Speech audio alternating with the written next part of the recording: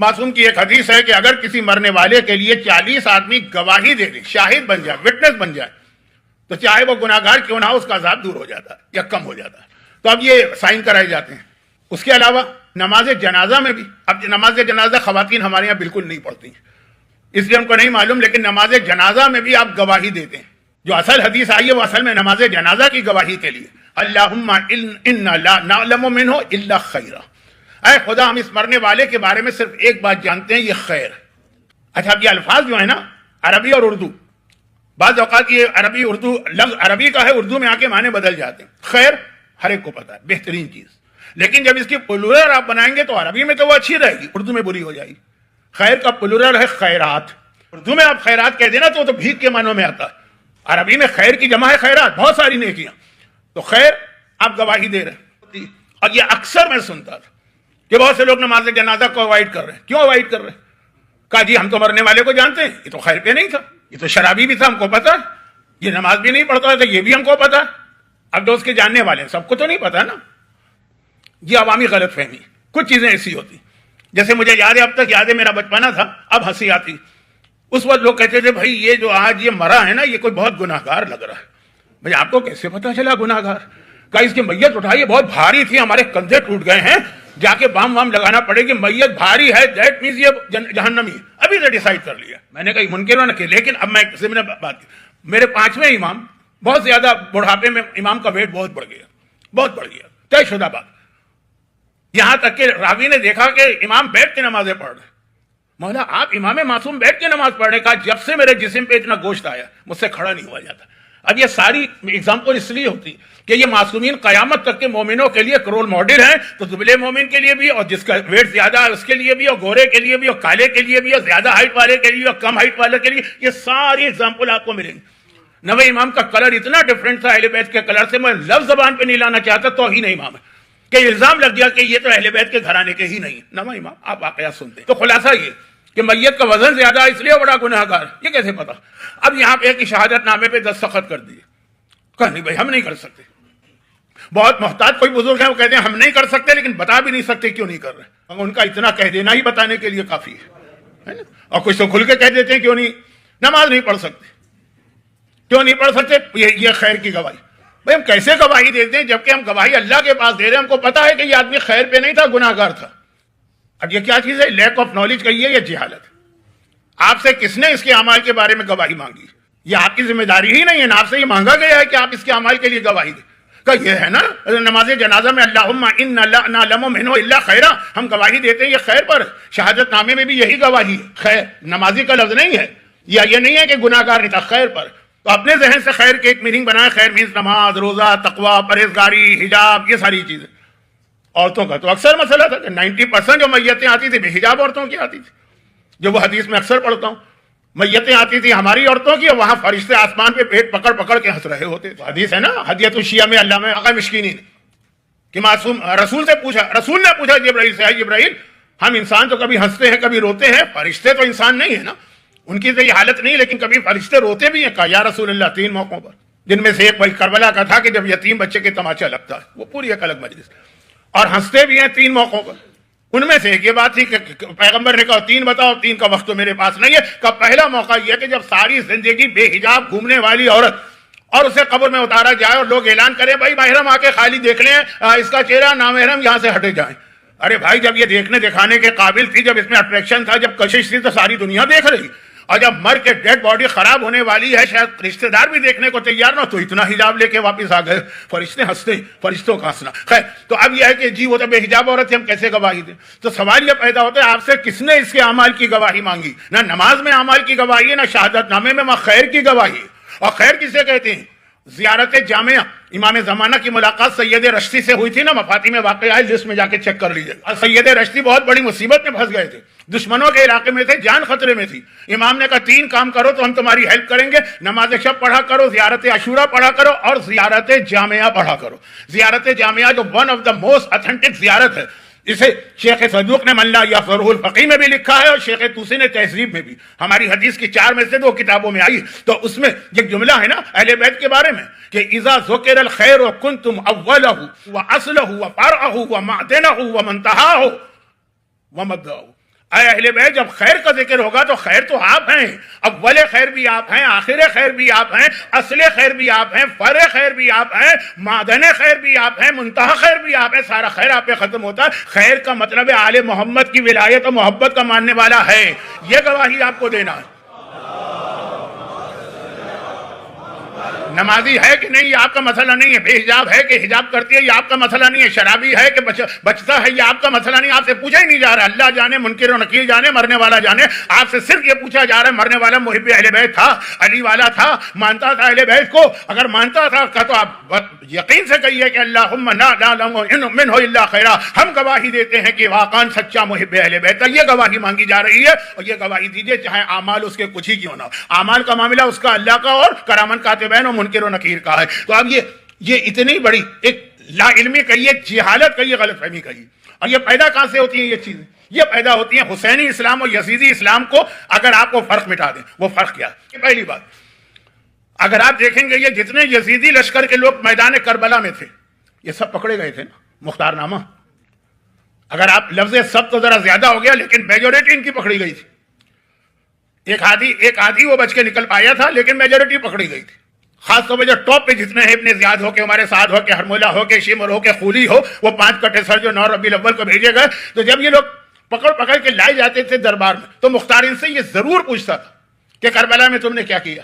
کربلا کی ایک بہت بڑی ریکارڈڈ ہسٹری اس طرح سے بھی ہمارے پاس آئی، کیونکہ ابن زیاد کے پاس آفس کے اندر ساری فائلیں تیار تھیں کہ ہمارے ساتھ کو اتنا انعام دیا گیا، کیوں؟ اس نے یہ کیا، اس نے خود آ کے بتایا، رپورٹ دی۔ شمر کو اتنا انعام دیا گیا کیونکہ اس نے خود بتایا کہ میں نے یہ کام، سارا ریکارڈ ٹیلی کراتا تھا مختار۔ ہمارے پاس جو آفیشیل ریکارڈ رکھا ہوا ہے محل میں، ابن زیاد کا محل تھا نا، وہ کیا ہے اور تم کیا کہہ رہے ہو؟ لیکن ایک سوال یہ بھی کرتا تھا مختار کہ یہ سارے تم خود بتا رہے ہو کہ ہم نے یہ ظلم کیے، لیکن یہ بتاؤ کیوں کیے بھائی، وائی، ریزن کیا تھا؟ تو آپ کو 90% کا ریزن وہی ملے گا جو شام غریبہ کی مجلس میں حجت الاسلام مولانا رضوان رضوی صاحب نے جو ایک جملہ پڑھا تھا، یہی جملہ تھا نا اس دشمن کا، اور یہ جملہ خولی نے دربار مختار میں کہا تھا، ریپیٹ کیا تھا۔ کون خولی؟ جس کے مسائل میں نے پڑھے تھے کہ وہ شہزادی کے چہرے پہ کوڑا مارنے والا، چادر چھیننے والا، سکینہ کے، اس نے کیا کہا تھا؟ اس نے یہی کہا تھا کہ اے حاکم، خالی میں ہی کو تھوڑی یہ کام کر رہا تھا، سب لوگ یہی کام کر رہے ہیں۔ تو یہ جو طریقہ کار ہے نا کہ سب لوگ کر رہے ہیں، یہ ہے یزیدی اسلام۔ یزیدی اسلام کی بنیاد یہی ہے کہ حق اور باطل کو نہ دیکھو، صحیح اور غلط کو نہ دیکھو، صرف یہ دیکھو لوگ کیا کر رہے ہیں، جو لوگ کر رہے ہیں بھائی تم کو بھی کرنا ہے۔ اور ادھر حسینی اسلام کیا؟ حسینی اسلام یہ کہ ایک قدم بھی تمہیں آگے نہیں بڑھانا ہے، ایک قدم بھی، جب تک کہ اپنے زمانے کی حجت سے کنفرم نہ کرا لو کہ جو میں کر رہا ہوں یہ صحیح کر رہا ہوں کہ غلط کر رہا ہوں۔ شہزادی زینب کبریٰ جن کا لقب ہے انتی عالمۃ غیر معلمہ، پھپھی اماں آپ تو ایسی عالمہ ہے کہ آپ کو ضرورت نہیں کہ تعلیم حاصل کرے۔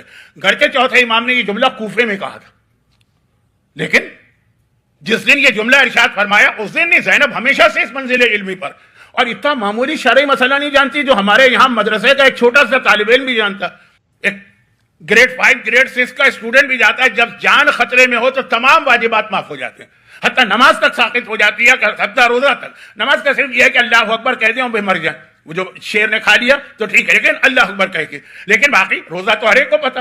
ہمارے یہاں تو دنیا میں سب سے زیادہ لوگ بیمار ہی رمضان کا چاند دیکھ کے ہوتے ہیں، سب سے زیادہ صحت ملتی ہے عید کا چاند دیکھنے کے بعد۔ تو خیر، تو اب یہ کہ لیکن مسئلہ تو اپنی جگہ ٹھیک ہے نا، کوئی اس کو مس یوز کرے وہ الگ بات ہے۔ تو ہر چیز میں یہ ہے، تو اتنا مسئلہ نہیں معلوم کہ جان خطرے میں ہو تو حجاب ساقط۔ زینب کو نہیں پتا، جو ثانیہ زہرا بھی ہیں، عالمہ غیر معلمہ بھی ہیں۔ کوئی اعتراض کر سکتا ہے نا کہ آپ تو جناب زینب کی پرسنالٹی کو اتنا ہائی لائٹ کر رہے ہیں، ان کو تو اتنا مسئلہ نہیں پتا جو ہمارا ایک چھوٹا بچہ جانتا ہے۔ نعوذ باللہ، زینب نے اپنے فضیلت کو خطرے میں ڈال دیا۔ فضیلت زینب پہ عزت پڑ رہی ہے نا، زینب نے اپنی عزت، اپنی شان کو، اپنے رتبے کو خطرے میں ڈال دیا مسئلہ پوچھ کر، کیونکہ اصل بات مسئلہ نہیں تھا، اصل بات 2 باتوں کو واضح کرنا تھا۔ نمبر 1 یہ واضح کرنا تھا کہ کوئی قدم بھی دنیا کا کوئی کام ہو یا دین کا اپنی مرضی سے، اپنے سوچ سمجھ کے نہ اٹھاؤ، بھی تمہیں کرنا ہے حجت خدا سے پوچھو کہ یہ کیا ہے، پھر کرنا ہے۔ چنانچہ آگ میں زینب جل رہی ہے، خود نہیں جل رہی، پورا گھر جل رہا ہے، پہلے پوچھیں گے، تصدیق کرائیں گے، پھر آگے بڑھیں گے۔ زینب کو اپنے لیے ضرورت نہیں ہے میسج دینا، یہ میسج کربلا کی بیویوں سے زیادہ ہمارے اور آپ کے لیے، اسی کو اگر میں ذرا سے اس کو شارٹ فارم میں کر دوں نا، اسی کا نام ہے مسئلہ تقلید و مرجعیت۔ جو کام بھی کرنا ہے مرجع سے پوچھ کے کرو، وہ تمہارے پرسنل میٹر میں دخل نہیں دے گا، وہ تو خالی تمہیں گائیڈ لائن دے گا، لیکن پوچھو اس سے اپنی عقل نہ لگاؤ، ورنہ تم کہو گے جی خیر کا مطلب ہوتا ہے نماز کی گواہی، ورنہ تم کہو کہ مرنے والا اگر بہت زیادہ اوور ویٹ تھا یہ گواہی ہے کہ بڑا گناہگار تھا۔ اپنی عقل لے کے نہ ان شریعت کے مسائل میں۔ لیکن زینب کبریٰ نے یہ بتانے کے لیے پوچھنا ضروری ہے، یہ تمہاری ذمہ داری۔ وہ یزیدی اسلام والے سب خود کہہ رہے ہیں کہ ہم خود ہی اپنا ڈیسیجن لے لیتے تھے کہ سب کر رہے ہیں تو تم بھی کر لو، اور حسینی اسلام میں زینب جیسی عظیم ترین شخصیت جو ثانیہ زہرا کہلاتی ہے وہ بھی پہلے پوچھتی ہے مسئلہ، اس کے بعد عمل کرتی۔ جیسے اسلام کے لیے کوئی اپنی جان دیتا ہے، حسین نے جان دی، کوئی اپنا مال دیتا ہے، خدیجہ طاہرہ نے مال دیا، اور کوئی اپنے اسٹیٹس کو قربان کرتا ہے جیسے زینب نے قربان کیا، یہ اسلام کی خاطر، پیغام کی خاطر۔ لیکن بتانا بھی تو ہے نا زینب کی عظمت کیا۔ تو یہ عجیب طریقے سے پتا چلا 40 کی مجلس میں میں مصائب پڑھتا ہوں کہ جب سجاد کو یزید نے کہا میں آپ کو رہا کر رہا ہوں، کون ہے سجاد؟ امام وقت، امام زمانہ، جو وہ کہیں گے وہ فائنل۔ لیکن کیا جواب دیا؟ کہا میں پھوپھی سے پوچھ کے جواب دوں گا، کیونکہ کربلا سے آج تک بغیر پھوپھی سے مشورہ لیے میں نے کوئی کام نہیں کیا ہے۔ تو اب دیکھیں یہ دو مثالیں آ گئی۔ کربلا میں زینب نے امامت کا انتظار کیا اور شام میں امامت نے زینب کا انتظار کیا تاکہ وہ عظمت زینب پتہ چل جائے۔ زینب نے یہ مسئلہ 2 وجہ سے پوچھا، جو مسئلہ بچہ بھی جانتا ہے، 2 وجہ سے پوچھا۔ نمبر 1، پہلے تو ایک ہمارے سامنے پوری زندگی کی گائیڈ لائن قائم کر دی ہے کہ بغیر حجت خدا کے پوچھے ادھر ادھر نہیں۔ بہت سے لوگ ہم سے کہتے ہیں مولانا وہ فلاں بھئی آپ نماز کیسے پڑھ رہے ہیں، خاص طور پر بچیاں بال کھلے ہوئے ہیں، کڑائی کھلی ہوئی ہے، لیکن لڑکے جی وہ ہماری نانی اس طرح پڑھتی تھی۔ نانی حجت خدا نہیں ہے، دادی حجت خدا نہیں ہے، ان کا احترام واجب ہے، لیکن وہ حجت خدا نہیں ہے۔ حجت خدا جو ہے وہ امام ہوتا ہے، جب امام غیبت میں جا رہا ہے تو اپنی جگہ جس کو بٹھا کے گیا ہے وہ حجت خدا ہے۔ آپ کو اس سے پوچھنا ہے تو یہ بتائے۔ دوسری بات، ایک بڑا فتنہ کربلا کے بعد ہونے والا تھا، اور ہوا، خالی ہونے والا نہیں تھا، کربلا کے بعد ایک بہت بڑا فتنہ ہوا۔ میں کیا فتنہ ہونے والا تھا جس کو روکنے کے لیے زینب نے بظاہر تو ایک معمولی سا مسئلہ پوچھا نا کہ جان خطرے میں ہو تو کیا کرنا ہے، لیکن ایک بہت بڑے فتنے کا دروازہ بند کیا زینب نے، اور وہ یہ کہ کربلا کے واقعے کے بعد جو چاہنے والے تھے، غیروں کی بات تو چھوڑے، چاہنے والے شوق میں چلے گئے۔ ان کو یقین نہیں آ رہا تھا کہ ایسا واقعہ بھی ہو سکتا، لیکن ایک خاصی بڑی تعداد تھی چاہنے والوں کی، یعنی اہل بیت کی امامت کو ماننے والوں کی، وہ شوق میں چلے گئے کہ حسین شہید ہوگا، یہ کیسے ہو سکتا ہے۔ آپ کو یقین نہیں آئے گا، لیکن مجھے ایسے مومن کراچی میں ملے کہ جب کربلا میں وہ صدام نے ٹینکوں کے ذریعے سے امام کے روضے کو توڑا تو انہوں نے کہا کہ بھئی ہمارا تو اعتقاد امام سے اٹھ گیا، جو اپنے روضے کو نہ بچا سکا وہ ہمیں کیسے بچائے گا۔ یہ کوئی دشمن اہل بیت وہابی کہے تو سمجھ میں آتا ہے، یہ مومن نے کہا۔ تو اب وہاں تو امام معصوم دنیا سے چلا گیا، اور اس مظلومیت کے ساتھ، اور اللہ نے بھی کوئی مدد نہیں کی۔ تو اب نتیجہ کیا نکلے گا؟ نتیجہ نکلے گا کچھ لوگ تو کہیں گے پھر یہ امام نہیں ہے، نعوذ باللہ۔ تو میں تو چاہنے والوں کی بات کر رہا نا، وہ تو یہ نہیں کہیں گے۔ انہوں نے کیا کہا؟ دلیل دی۔ کیا دلیل دی؟ عیسیٰ افضل ہے کہ حسین افضل ہے؟ ہر ایک نے کہا حسین افضل۔ تو جب عیسیٰ کو قتل کرنے کے لیے دشمن آئے تو اللہ نے کیا کیا؟ ان میں سے ایک کی شکل بنا دی عیسیٰ جیسی، اسلامی عقیدہ، ایک کی شکل بنا دی عیسیٰ جیسی، عیسیٰ کو اٹھا لیا۔ کربلا میں بھی سیم واقعہ ہوا کہ ان دشمنوں میں سے ایک کی شکل حسین جیسی بن گئی، حسین آسمان پہ چلے گئے، آسمان پہ چلے گئے، مین سبھی زندہ۔ جب وہ حسین زندہ کہ جب چوتھے امام اپنے بابا کی آواز استغاثہ سن کے تلوار لے کے نکلے تو آقا نے کہا تھا زینب روک لو، نسل امامت منقطع نہ ہو جائے۔ بہت مشہور جملہ ہے، مصائب کے لوگ آ کے کہتے ہیں مولانا کہ آپ کو پتہ ہے کربلا میں 5ویں امام بھی تھے، تو اگر چوتھے امام شہید بھی ہو جاتے تو نسل تو باقی رہتی نا۔ آگے ہماری معلومات میں اضافہ کرتے ہیں کہ نہیں مولانا آپ کو نہیں پتا ہوگا وہ 5ویں امام بھی تھے، تو نسل تو باقی، تو پھر یہ حسین کا جملہ تو بیکار ہو گیا نا۔ اسی لیے ہمارے انڈیا اور پاکستان کے علماء اور پرانے علماء، آج کل تو خیر شاعر ہوں تو وہ بھی بغیر سوچے سمجھے قصیدے نوحے لکھتے چلے جاتے ہیں، مجلس میں پڑھنے والے ہیں وہ بھی اسی طرح سے بغیر ریسرچ کے، وہ لفظ نسل امام نہیں کہتے تھے، نسل امامت کہتے تھے۔ یہ نہیں کہتے تھے زینب روکو سجاد کو ورنہ نسل امام ختم ہو جائے گی، نہیں، وہ تو باقی رہے گی، 5ویں ہیں نسل امامت۔ یہ کیا ہے میں سمجھانے کا وقت نہیں ہے اور سمجھانے کی ضرورت نہیں ہے، آپ فوراً سمجھ جائیں۔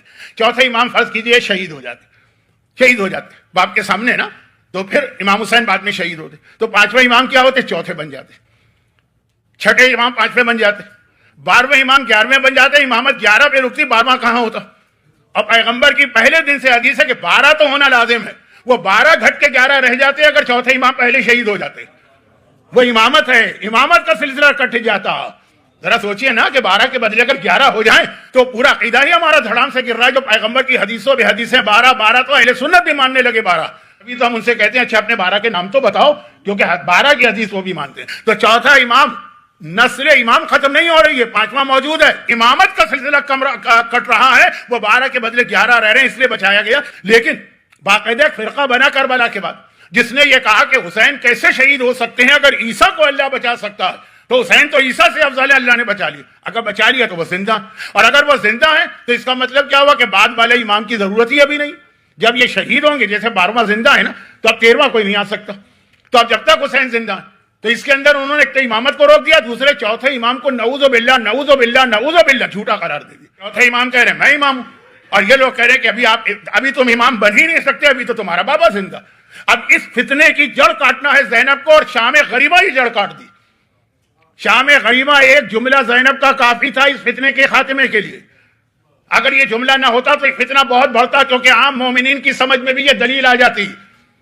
عام مومن کی سمجھ میں دلیل آتی کہ نہیں آتی کہ بھائی حسین تو افضل ہے عیسیٰ سے، تو حسین کیسے نہیں بچے؟ زینب کا یہ جملہ کافی. اب آپ کہیں گے کیا ربط ہے؟ سنیے ربط. پرانے زمانے کا ایک طریقہ تھا، پرانے کا مطلب جب شاہی نظام چل، بادشاہ ہے اور اس کا ایک کراؤن پرنس ہے، ولی عہد. اور اکثر تو یہ جو ولی عہد ہوتے ہیں نا، ان کو یہ تمنا ہوتی ہے کہ باپ جلدی سے دنیا سے جائے تو ہم بادشاہ بنے. اکثر یہ ہوتا ہے. تو ہندوستان کی تاریخ ہے نا، شاہ جہاں نے وہ اپنے باپ کے خلاف بغاوت کی، اورنگزیب نے اپنے باپ کے خلاف جلدی ہوتی. وہ ایک برطانیہ کا بادشاہ ہے بیچارہ، کتنا انتظار کرتا رہا کہ میری مادر گرامی دنیا سے رخصت ہوں تو مجھے بادشاہ ملی. جب وہ قبر میں پاؤں لٹکائے بیٹھے مثلا، تو یہ چیز ہوتی. اچھا اب یہ ہے کہ جو اس منزل پہ نہیں ہوتے کہ باپ کو مارے یا قتل کرے، انتظار تو ہوتا ہے نا. بادشاہ مر گیا، بادشاہ مر گیا، یہ خبر ولی عہد کو کیسے پہنچائی جائے؟ یہ بھی ایک بری خبر مانی جاتی. تو جو غلام جاتے ہیں نا، وہ خبر نہیں دیتے، وہ جا کے سلام کرتے. کیا سلام کرتے؟ بادشاہ سلامت، آپ کو سلام. اب جب سے بادشاہ سلامت کا لفظ کہا ولی عہد کو، جو بادشاہ نہیں تھا، لیکن جیسے ہی اس کو بادشاہ سلامت کہہ کے سلام کیا، وہ سمجھ گیا کہ اب میں بادشاہ بن گیا، یعنی میرا باپ مر گیا. تو خالی اس کے یہ کہہ دینا کہ بادشاہ وقت میرا سلام لو، یہ نیوز پہنچائی گئی اس کو کہ تمہارا باپ مر گیا ہے. واقعات پڑھیے کہ کس طرح کراؤن پرنس کو پتا چلتا تھا کہ میرا باپ مرا. اس طرح سے زینب نے کہا میرا بیٹا سجاد امام وقت ہے تو مسئلہ اس سے پوچھوں گی. امام وقت کا لفظ یہ بتا رہا ہے کہ میرا بھائی دنیا سے گیا تبھی تو یہ امام وقت بنا ہے. اگر میرا بھائی اب تک زندہ ہوتا تو اس کی امامت شروع نہیں ہوتی نا. یہ لفظ کہہ کر کہ بھائی زینب نے اگر حسین کی شہادت کو مان لیا تو عام شیعہ مومن تم کون سے اتنے بڑے حسین والے بن گئے کہ زینب سے زیادہ حسین کو مانتے ہو؟ جب اس بہن نے بھائی کی شہادت کو مانا تو گویا شہادت کنفرم ہے، آسمان پہ نہیں اٹھایا گیا. تو اتنا لفظ کہ اے امام زمانہ میں مسئلہ پوچھنے آئی ہوں. سجاد کی امامت کا اعلان بھی ہے، حسین کی شہادت کا اعلان بھی ہے. اس فتنے کی جڑ کاٹ دی کہ اب تک حسین زندہ ہیں تو بعد کے سارے امام جھوٹے. نعوذ باللہ. کس طرح یہ جملہ میری زبان پہ آ گیا مجھ سے آپ پوچھیے. جو مین اسٹریم شیعت یہ بچ گئی. حسین زینب کا اتنا کہہ دینا اے امام وقت. اب سنیے، جو بس اس کو میں کلک کرنا چاہ رہا تھا، ٹائم نہیں رہا، ختم بات. انشاءاللہ اگر زندہ رہا اور پھر کبھی مجھے موقع ملا تو پھر اس کو آگے بڑھاؤں گا. ابھی ختم کر رہا ہوں، وقت نہیں رہا. یہ کہاں سے سامنے آیا؟ پہلا فرق کربلا کے بعد میں نے کہا نا، شام غریبہ زینب کا ایک جملہ دو بڑے بڑے مسئلوں کو حل کر گیا. اور دوسرا دربار یزید جو مسجد میں تھا، یزید کے حکم پر ایک خطیب، ایک اوریٹر، ایک اسپیکر، اس زمانے کی آج کی ٹرمینالوجی لائیے کہ یزید کا ایک ذاکر یا مجلس پڑھنے والا ممبر پہ گیا اور کیا اس نے یزید کی تعریفوں کے تمہار باندھے اور پل باندھے اور کیا لوگوں کو بتایا؟ مس گائیڈ. یعنی وہ وہی کام کر رہا ہے جو آج واٹس ایپ کرتا ہے، وہی کام کر رہا ہے جو آج کا فیس بک کرتا ہے، وہی کام کر رہا ہے جو آج کا یوٹیوب کرتا ہے. عام لوگوں کو کیا معلوم ہے؟ آج بھی نہیں ہے اور اس وقت بھی نہیں تھی کہ آج تو باغی ابن باغی نعوذ باللہ مارا گیا. مسلمان کہنے لگے واقعا ایسا لگ رہا ہے کسی نے بغاوت کی. جیسے ہی اس نے یہ بات شروع کی کہ آج ایک باغی مارا گیا جو باغی کا بیٹا. یہ مولا کو یہ لوگ باغی مانتے تھے نا. حاکم شام معاویہ صفین کے میدان میں علی کے خلاف لشکر لے کے اسی لیے آئے تھے اور علی کا بیٹا کا بغاوت کی. آج بھی آپ جا کے دیکھ لیجیے یوٹیوب پہ کلپ چل رہا ہے کہ نہیں چل رہا مفتی طارق مسعود کا کہ شریعت اسلامیہ کے اعتبار سے تو حسین واجب القتل تھے، کیونکہ رسول نے کہا ہے کہ اگر کوئی حبشی غلام بھی تمہارا بادشاہ بن جائے چاہے وہ کتنا ہی ظالم کیوں نہ ہو، اس کے خلاف میدان میں نہ نکلنا. یہ حدیث پڑھی جا رہی ہے صحیح بخاری کی. اور جو اس کے خلاف میدان میں نکلے فقتلوہ، تم سب مل کے اس کو قتل کر دو. قاضی شریک مرا نہیں، آج بھی قاضی شریک موجود ہے، فتوے آج بھی ہیں. صحیح بخاری کی حدیث سے حسین آج بھی واجب القتل قرار پا رہے ہیں. تو وہ تو زمانہ تو ایسا تھا کہ مجمع بالکل سیدھا سادہ. صرف مثال کے طور جنہیں اونٹ اور اٹھنے کا فرق نہیں پتا عرب میں رہنے کے باوجود، کتنے سادے لوگ تھے، بے وقوف بن رہے ہیں کہ نہیں بن رہے. لیکن مولا سجاد اب اس جملے کے اندر حسینی اور یزیدی اسلام کا فرق وہیں سے کھڑے ہو کر گلے میں توقع، ہاتھوں میں ہتھکڑی، پاؤں میں بیڑی، قید خانے سے لائے گئے ہیں مسجد کے اندر یہ خطبہ سنانے کے لیے. وہیں ایک مرتبہ کیسا اس کو ٹوک کے کیا کہا کہ تو نے ایک بندے کو خوش کرنے کے لیے اللہ کو ناراض کر دیا اور دنیا کو خریدنے کے لیے آخرت کو بیچ دیا ہے. وہ بے سمجھ ترے تو نے کتنا برا سودا کیا. بھائی دنیا کو آپ قربان کریں آخرت کے لیے بہترین سودا، اور آخرت قربان کریں دنیا کے لیے. اب آج عاشورے کے بعد آپ کس کے کون سا اہم موقع ہے تیاری کر رہے ہیں؟ اربعین نا، زیارت اربعین کا جملہ. وَشَرَا آخِرَتَهُ بِالثَّمَنِ الْأَوْقَسِ. اے آقا حسین، یہ آپ کے دشمنوں نے آخرت کو بیچ دیا، لیکن بالثمن الأوقس، پرائز، یہ چیپسٹ پرائز انہوں نے لی.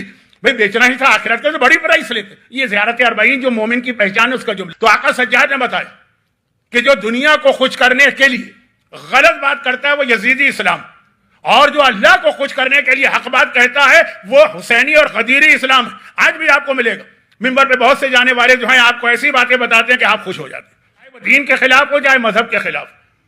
دو بڑے اٹیک اس وقت ہو رہے ہیں ہماری آزاداری پر. ایک ہے کہ آزاداری کو اتنا زیادہ کمرشل بنا دیا گیا، خالی آزاداری نہیں پورے اسلام کو. اب میں حج پہ جاتا ہوں، آپ بھی حج پہ گئے. حج سمپل ترین ڈریس پہننا ہوتا ہے. کیا پہننا ہوتا ہے؟ احرام کی 2 چادر، پیر میں وہ چھوٹی سی چپل جسے ہم لوگ پاکستان میں کبھی باٹا کی چپل کہتے ہیں، کبھی ہوائی چپل کہتے ہیں، آسٹریلیا میں فلپ کہلاتی ہے وہ چپل، وہ 2 پٹیوں والی. کتنے کی ہے؟ ہمارے یہاں بھی $1 $2. سعودی عرب میں 5 ریال کی ملتی ہے، بہت اچھی کوالٹی کی لی تو 10 ریال کے کتنے بنیں گے؟ $3 $5. $5 کی چپل پہن کے حج کریں تو حج کا مزہ نہیں آئے گا.